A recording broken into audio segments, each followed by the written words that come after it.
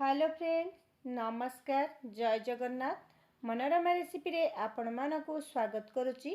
फूलकोबी रे आपण माने बहुत प्रकार रेसिपी प्रस्तुत करी खाइतिबे, हेले गोटे थर आपण ए प्रोसेस रे फूलकोबी तरकारी प्रस्तुत करंतु, देखिबे आपण को पूरा पनीर परी लागिबो आउ पिला माने बहुत खुशी रे खाइबे।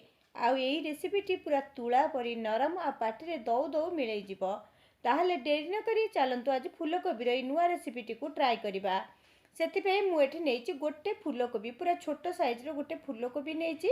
एबे आमे ताकू काटी नबा। ता नाड़ बा डेम्फटी को काटी नेला परे प्रथमे फूलकोबी को एटी गरम पानी रे 5 रु 10 मिनिट पर्यंत आमे पुड़े की छाड़ी दबा। एमती कले कोबी रे जहाँ मैला अंश थिबा बा छोट छोट पोक थाए कोबी गुड़िक से गुड़िक भल भाबे सफा हो जिवो। 10 मिनिट परे कोबी टुकु आमे पानी रु बाहर कर दबा। पानी रु बाहर कला परे आमे एबे ताकू टिके बड़ साइज रखी काटी नबा। आज रेसिपीटी जदि आपण मानकु भल लगे गोटे सुंदर कमेंट दबा पाई जमार भी भूलिबेनी। आ रेसिपीटी जदि आपण मानकु भल लागु नथिबा ताहाले मध्ये गोटे कमेंट दबा पाई जमार भी भूलिबेनी। आशा करछि रेसिपीटी को संपूर्ण देखिबे आ देखिला परे निश्चय गोटे थर घरे ट्राई करिवे। फूलकोबी को देखंतु मु एठी ताकू एमती कोरि नेली आ जो मोटा मोटा नाड़ गुडिक बाहरिबा ताकू आपण न फिंगी जेकोसी रेसिपी बा डालमा फाल कला परे आपण ताकू मध्य ऐड करि परिबे बा भजारे छोट छोट काटी आपण ताकू मिसई नेबे। कोरि नेला परे पूरा छोट ग्रेटर रे आपण ताकू कोरिबे। गोटे कड़ाई रे दे दबा गोटे चम्मच पाखापाखी तेल। तेलटी भल भाबे गरम होला परे आमे एटी कोबी को दे दबा। कोबी को देई आमे एटी भाजिबा। कोबी को एटी हल्का भाबे भाजिबा। कोबीर पानी अंश सुखिबा पर्यंत आपण एटी भाजिबे। कोबी को भाजिबा भितरे चलंतु आमे एटी गोटे बेसनर घोल प्रस्तुत करिबा। सेतिपाई नेछि मोटी 3 चम्मच बेसन। बेसन रे एबे आमे ऐड करिबा आधा चम्मच अदा और रसुणर पेस्ट। अल्प टिके हळदी गुंड दबा, अल्प टिके लूण मध्ये आमे एठी ऐड करनबा, अल्प टिके लंका गुंड एठी देबे। देखि आमे ताको एठी गोटे ग्लास पाखापाखी पानी रे पूरा पतला बैटरटे प्रस्तुत करिबा। भल भाबे अल्प अल्प पानी दे प्रथमे गोलिबे। जदि एकाथरे अधिका पानी देबे बेसनटी एठी आपणकर पिंडा हो जाई पारे। सेतिपाई अल्प अल्प पानी दे ताको गोटे पतला बैटरटे प्रस्तुत करि नेबे।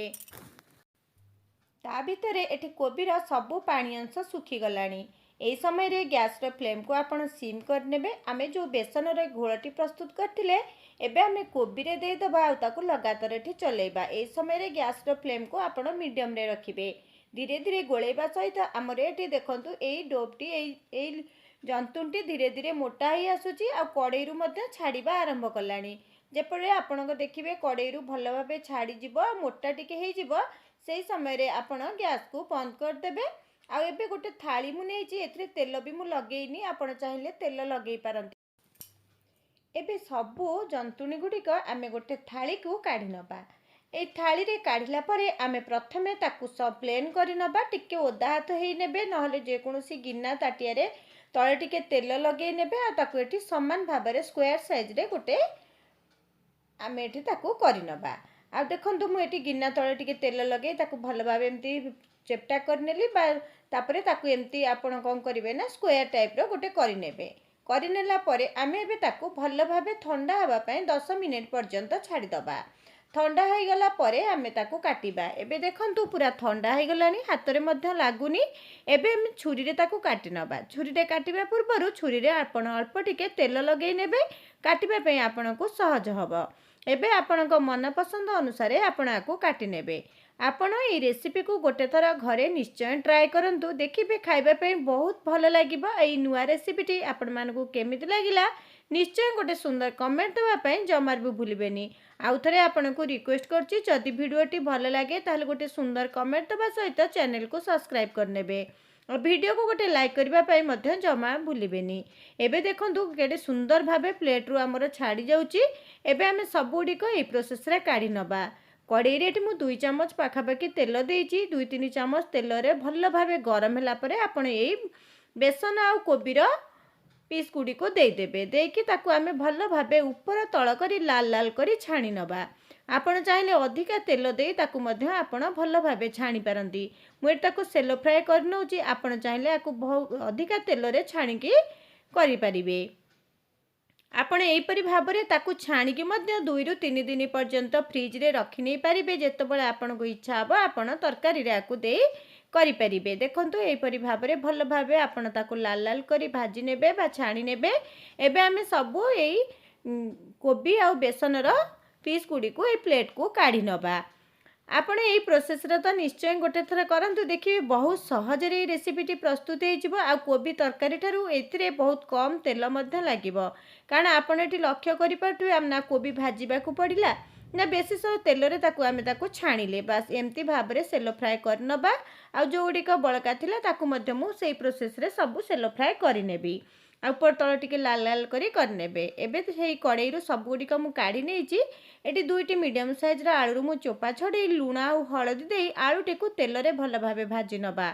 आलू रे जदि आम एमती टिके लुण देई भाजुचे ताहले आम आलू रो जो अलणा अंशटा थाए कटि जाए आ तरकारी रे आलूटी खाइबा पई बहुत भल लागे। आलूटी हमर एटी देखंतु टिके भाजी आसलानी। एबे आमे आलू गुडी को प्लेट को काढी नबा। सेई कड़ाई रे मु आधा चामच पाखापाखि तेल देबी। जमा भी एटी बेसी तेल आउ दरकार पड़िबनी।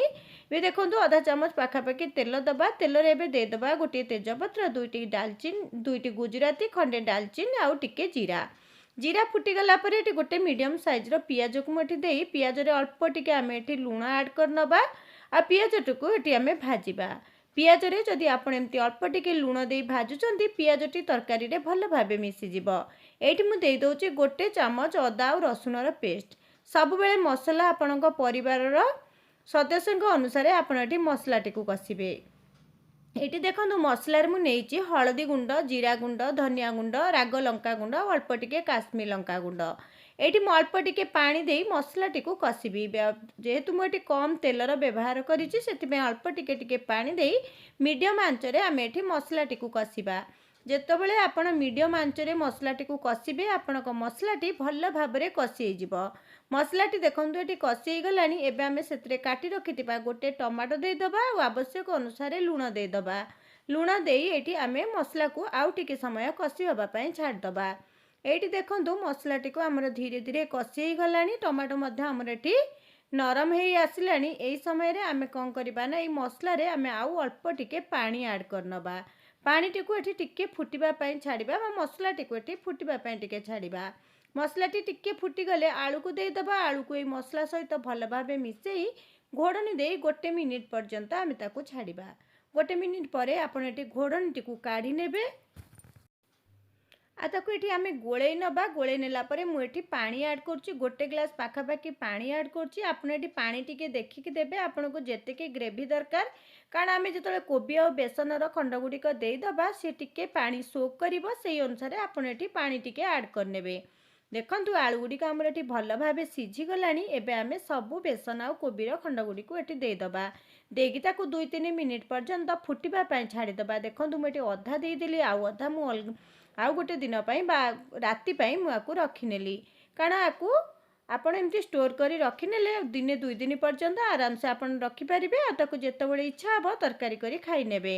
एबे देखंतु हमर तरकारी 2 मिनिट परे घोड़नी काढी मु एथरे किछि गरम मसला दबा आउ किछि कस्तूरी मेथी को मु टिके हल्का भाबे सुखिला तावा रे गरम कर नैतिली ताकू मध्य देई देली। एबे आमे ताकू एटे गोळेई नबा। गोळेई नेला परे गैस रो फ्लेम को बंद कर नबा। आजिर रेसिपी टी केमिति लागिला कमेंट करबा पई जमार भी भूलिबेनी। एई रेसिपी को आपण ट्राई करी भात, रुटी, पराठा सबुथिरे आपण खाई परिबे। आशा करछि रेसिपी टी भल लागिथिबो। एटी रहूची नमस्कार, जय जगन्नाथ।